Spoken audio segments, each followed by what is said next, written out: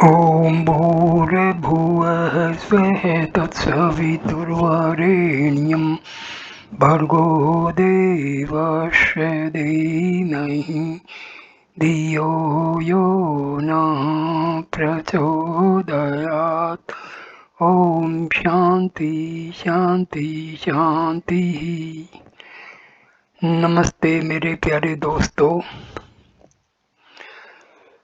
मैं महर्षि रमन की शिक्षाएं जो उनके अपने शब्दों में हैं, शुरू कर रहा हूँ ये श्रृंखला। महर्षि रमन एक ब्रह्म साक्षात्कारी, आत्म साक्षात्कारी ऋषि परंपरा के, प्राचीन ऋषि परंपरा के मनीषी थे। इनकी शिक्षाएं बहुत ही सीधी और सरल भाषा में हैं। जो कुछ उन्होंने कहा है ये उनके अपने निजी अनुभव के आधार पर कहा है। किताबी ज्ञान नहीं कहा है, बल्कि उनकी अपनी स्वयं की अनुभूति के आधार पर उनकी शिक्षाएं हैं। उनकी शिक्षाएं अधिकतर प्रश्न और उत्तर के रूप में होती हैं। साधक लोग महर्षि से प्रश्न पूछते थे और महर्षि उनका उत्तर देते थे। कभी कभी उनके उत्तर थोड़े से अंतर में आ जाते थे। इसका कारण ये था कि महर्षि जब जवाब देते थे तो वो साधक की आध्यात्मिक जो लेवल है उसके हिसाब से वो सवालों का उत्तर देते थे। साधक का आध्यात्मिक जो सत्र है वो कैसा है उसके हिसाब से उत्तर देते थे। तो इस प्रकार कभी कभी उनके उत्तरों में कुछ फर्क आ जाता था। तो मैं शुरू करता हूँ ये वीडियो। पहला क्वेश्चन साधक पूछता है, सत्य क्या है? महर्षि इसका उत्तर देते हैं, सत्य हमेशा रहता है, वह नाम रूप रहित है, फिर भी नाम रूप का आधार है। स्वयं अनंत होते हुए भी वह सब सीमाओं का आश्रय है। वह बद्ध नहीं है और स्वयं सत्य होते हुए सब मिथ्या पदार्थों का आधार है।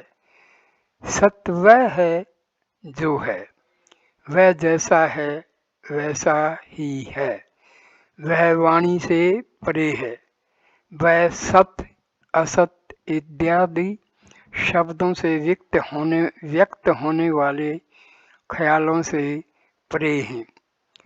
आत्मा वह सत्य है जो पदार्थ विषय ज्ञान के साथ अज्ञान के नष्ट होने पर शेष रहने वाली चेतना स्वरूप है। उस ब्रह्म स्वरूप आत्म चैतन्य में अज्ञान नहीं है, अर्थात पूर्ण ज्ञान स्वरूप ब्रह्म की सत्ता में अज्ञान अंधकार लेश मात्र नहीं है। वह अशरीर शोक रहित सत्ता जो जगत के रहने पर ही नहीं बल्कि उसके अभाव के समय में भी निरंतर प्रकाशित होती रहती है, वह तुम्हारा सच्चा आत्म स्वरूप है, जो अंदर बाहर चिदानंद रूप में समान रूप से प्रकाशित होता रहता है। वह परम आनंद में सत्य है मौन ही उसका स्वरूप है तथा सब ज्ञानी जन उसी को अखंड ज्ञान की अवस्था कहते हैं। समझ लो कि ज्ञान ही वैराग्य और विशुद्धि है। ज्ञान ईश्वर सायुज्य है, वह ज्ञान जिसमें आत्मा की कभी भी विस्मृति नहीं है। अमृत तो है, ज्ञान सब कुछ है। प्रश्न: यह नित्य चेतना क्या है? कोई इसे कैसे पा सकता तथा विकसित कर सकता है?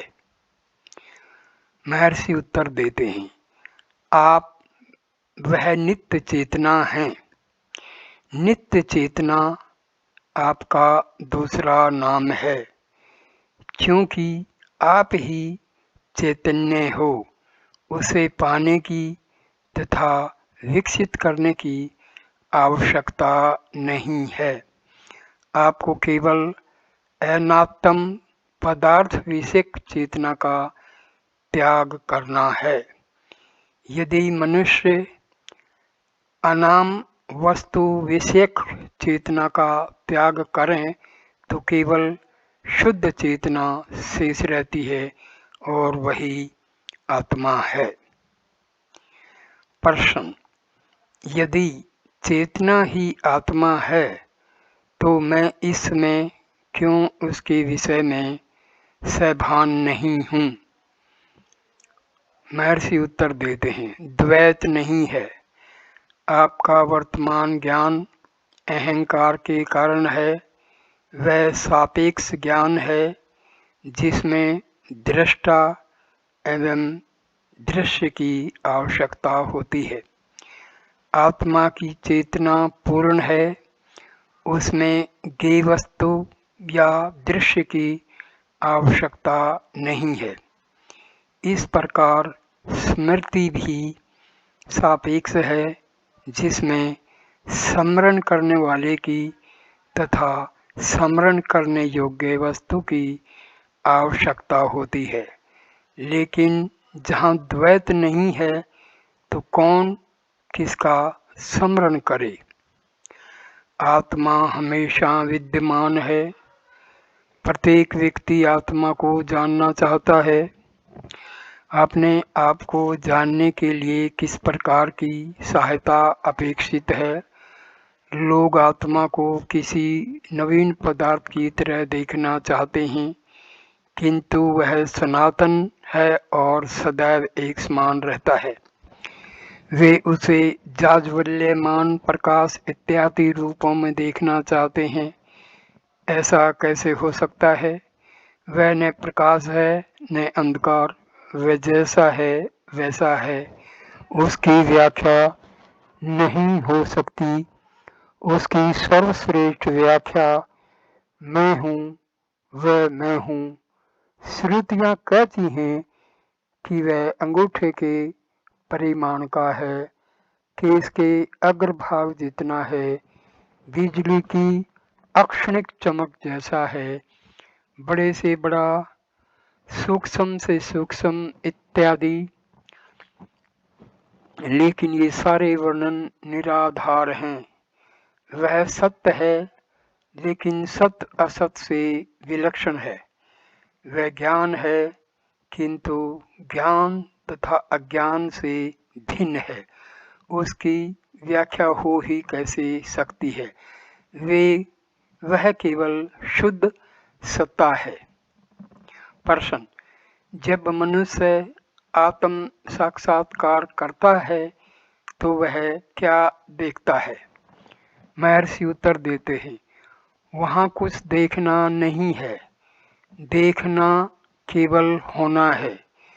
जिसे हम आत्म साक्षात्कार कहते हैं उसमें कुछ नया प्राप्त नहीं करना है या दूर स्थित ध्येय को प्राप्त नहीं करना है, किंतु केवल वह होना है जो आप हमेशा हैं और हमेशा थे। करना सिर्फ इतना है कि असत्य को सत्य मानना छोड़ दिया जाए। हम सब असत्य को सत्य समझ बैठे हैं। हमें केवल इस आदत को छोड़ना है, तब हम आत्मा को आत्मा के रूप में जानेंगे। दूसरे शब्दों में, आत्मा बनिए एक समय आएगा जब आप अपने आप पर हंसेंगे कि आप नित्य प्रकट आत्मा को खोजने का प्रयत्न कर रहे थे। इसलिए इस प्रश्न का क्या उत्तर दिया जाए? वह भूमिका दृष्टा दृश्य से परे है। वहाँ किसी पदार्थ को देखने वाला है ही नहीं। जो इस समय इन सब पदार्थों को देखता है, उसका अस्तित्व समाप्त हो जाता है, तब केवल आत्मा ही शेष रहता है। प्रश्न: इसे सीधे अनुभव से कैसे जाना जा सकता है? महर्षि उत्तर देते हैं, यदि हम आत्मा को जानने की बात को स्वीकार करते हैं तो अवश्य दो आत्मा होनी चाहिए, एक जानने वाला आत्मा तथा दूसरा ज्ञेय आत्मा। एवं जानने की क्रिया का भी स्वीकार करना पड़ेगा। जिसे हम आत्म साक्षात्कार कहते हैं, उसमें हम जो हैं वही रहते हैं। इसमें कुछ जानना या बनना नहीं होता है। यदि किसी ने साक्षात्कार किया है तो वह केवल वही होता है जिसकी सत्ता है और हमेशा से है। कोई भी इस अवस्था का वर्णन नहीं कर सकता, सिर्फ हो सकता है। शब्द दरिद्रता के कारण हम शिथिलता पूर्वक आत्म साक्षात्कार शब्द का प्रयोग अवश्य करते हैं, किंतु जो हमेशा सत्य है उसे सत्य कैसे बनाया जा सकता है?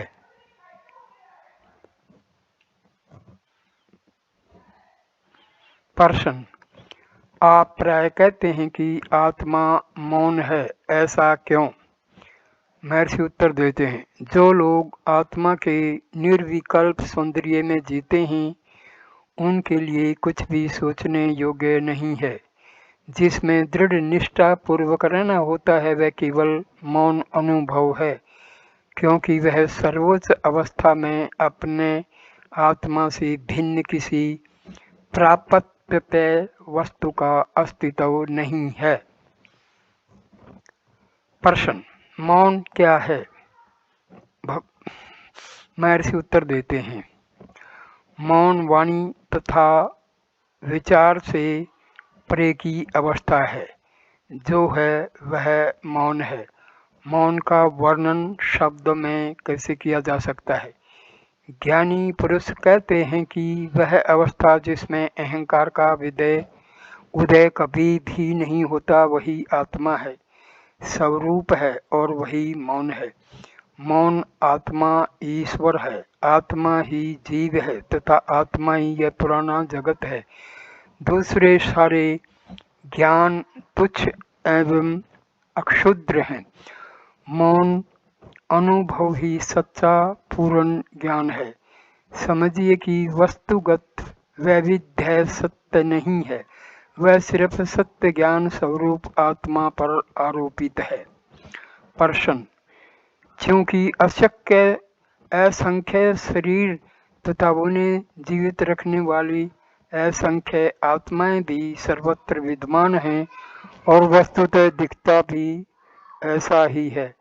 जो आत्मा एक ही है, ऐसा कैसे कहा जा सकता है?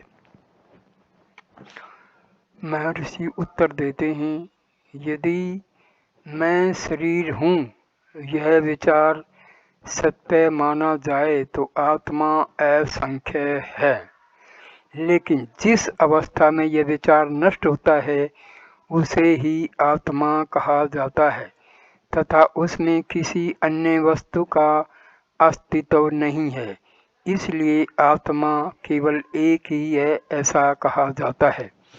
माया से मोहित हुए आत्मा भास रूप मन की दृष्टि में ही देह का अस्तित्व है, सच्चे आत्मा की स्वाभाविक दृष्टि में नहीं। इसलिए चिदाकाश रूप आत्मा को देह ही कहना गलत है। देह के सिवा जगत नहीं, मन के सिवा देह नहीं, चेतना के सिवाय मन नहीं और सद्वस्तु के सिवाय चेतना का अस्तित्व नहीं है। जिसने अपने भीतर डूबकर आत्मा को जान लिया है, ऐसे ज्ञानी के लिए आत्मा से भिन्न कोई ज्ञेय नहीं है, क्योंकि जो अहंकार स्वयं को देह से एक रूप समझता है वह नष्ट हो गया, इसलिए वह निराकार सत्य चित्त स्वरूप है। ज्ञानी जानता है कि वह आत्मा है और आत्मा के सिवा देह या अन्य कोई वस्तु नहीं है।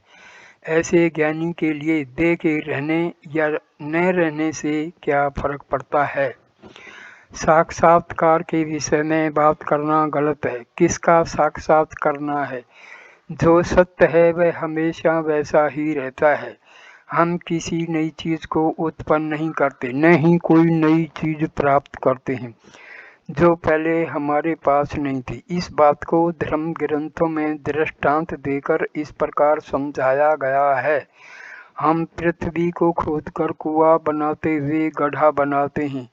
गड्ढे या कुएं के आकाश को हमने उत्पन्न नहीं किया है, हमने सिर्फ उस अवकाश को रोकने वाली मिट्टी को हटाया है। अवकाश जहाँ तब भी था और अब भी है। इसी प्रकार हमें केवल हम में रहते हुए युग युगीन संस्कारों को हटाना है। उनके हटने पर केवल आत्मा प्रकाशित होगा। प्रश्न: लेकिन यह कैसे किया जाए जिससे मुक्ति प्राप्त हो? महर्षि उत्तर देते हैं, मुक्ति हमारा स्वरूप है, हम वही हैं। मुक्ति की इच्छा यह सिद्ध करती है कि बंधन से मुक्त रहना हमारा स्वभाव है, उसे नए सिरे से प्राप्त नहीं करना है। जो हमें करना है वह केवल यही कि हम बद्ध हैं, ऐसा गलत धारणा का त्याग करना है। जब हम ऐसा करेंगे तो किसी प्रकार की इच्छा या विचार नहीं रहेंगे। जब तक कोई मुक्ति की इच्छा करता है तो समझना चाहिए कि वह बद्ध है। प्रश्न: कहा जाता है कि आत्म साक्षात करने वाला मनुष्य जागृत, स्वप्न और सुषुप्ति का अनुभव नहीं करता, क्या यह सच है? महर्षि उत्तर देते हैं, आपको किसने कहा कि उसे यह तीन अवस्थाएं नहीं हैं? जब आप यह कहते हैं कि मैं गाढ़ निद्रा में था, तब स्वप्न देखा और अब मैं जग गया हूँ, तो आपको यह अवश्य स्वीकार करना होगा कि आप इन तीनों अवस्थाओं में थे। इससे यह सिद्ध होता है कि आप हमेशा रहते हैं। इस समय आप जैसे हैं वैसे ही रहें तो आप जागृत अवस्था में हैं, लेकिन यह अवस्था स्वप्न में लीन होती है और स्वप्न अवस्था गहरी नींद में अदृश्य हो जाती है। तब भी आप थे, अब भी आप हैं, अर्थात आप हमेशा रहते हैं। तीन अवस्थाएं आती जाती हैं, अनित्य हैं, लेकिन आप हर्ष में रहते हैं, नित्य हैं। यह चलचित्र के समान है। पर्दा सदैव रहता है। विभिन्न प्रकार के चित्र पर्दे पर दिखते हैं और अदृश्य होते हैं। पर्दे पर कुछ भी चिपकता नहीं, वह पर्दा ही रहता है। ऐसे ही तीनों अवस्थाओं में आप अपनी आत्मा ही बने रहते हैं। यदि उस आत्मा को आप जाने तो ये अवस्थाएं आपका कुछ बिगाड़ नहीं सकती। जैसे अपने सिर पर दिखने वाले चित्रों से पर्दा अलिप्त रहता है। पर्दे पर आप कभी असंख्य तरंगों वाले समुद्र को देखते हैं, वह अदृश्य हो जाता है। कभी आप चारों ओर फैलने वाली आग देखते हैं, वह भी अदृश्य हो जाती है। दोनों के दिखने के समय पर्दा होता है। क्या वह पानी से गीला होता या आग से जलता है? पर्दे को किसी ने प्रभावित नहीं किया। इसी तरह जागृत, स्वप्न तथा सुषुप्ति में जो भी होता है उसका आप पर कोई असर नहीं होता।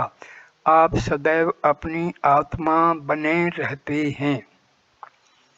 प्रश्न: इसका यह अर्थ है कि यद्यपि सबकी जागृत, स्वप्न, सुषुप्ति ये तीनों अवस्थाएं होती हैं, लेकिन उनका उन पर कोई असर नहीं होता। उत्तर देते हैं महर्षि: हाँ, यह बिल्कुल सही है। ये अवस्थाएं आती हैं और चली जाती हैं। आत्मा जरा भी चिंतित नहीं होता, उसका केवल एक अवस्था होती है। प्रश्न: अर्थात मनुष्य इस जगत में केवल साक्षी है। महर्षि उत्तर देते हैं: ऐसा ही है। इसी तथ्य को समझाने के लिए विद्यारण्य ने पंचदशी के 10वें अध्याय में नाट्यगृह के दीप का उदाहरण दिया है। नाटक शुरू होता है तो वहाँ एक दीप होता है जो बिना किसी भेदभाव के राजा, सेवक, नर्तक इत्यादि अभिनेताओं को एवं दर्शकों को प्रकाशित करता है। यह दीप नाटक प्रारंभ होने से पहले, नाटक के दौरान एवं उसके समाप्त होने पर भी जलता रहता है। इसी प्रकार भीतर का प्रकाश आत्मा, अहंकार को, बुद्धि को, स्मृति को तथा मन को स्वयं वृद्धि या अक्षय को प्राप्त हुए बिना प्रकाश देता है। निद्रा में एवं उसके समान मूर्छा इत्यादि अवस्थाओं में अहम का अनुभव नहीं होता, तब भी आत्मा निराधिक स्वरूप में अपने आप प्रकाशित होता रहता है। वस्तुतः आत्मा साक्षी है, यह भी मन का विचार मात्र है, आत्मा का पूर्ण सत्य नहीं है। साक्षी होना साक्ष्य पदार्थों की अपेक्षा रखता है। साक्षी एवं उसके साक्ष्य पदार्थ दोनों मन की कल्पना हैं। मैं इस वीडियो को यहीं पर विराम देता हूँ। कृपा करके वीडियो को लाइक करना, कमेंट करना, शेयर करना और चैनल को सब्सक्राइब करना। नमस्कार मेरे प्यारे दोस्तों, अगले वीडियो में ये टॉपिक जारी रहेगा।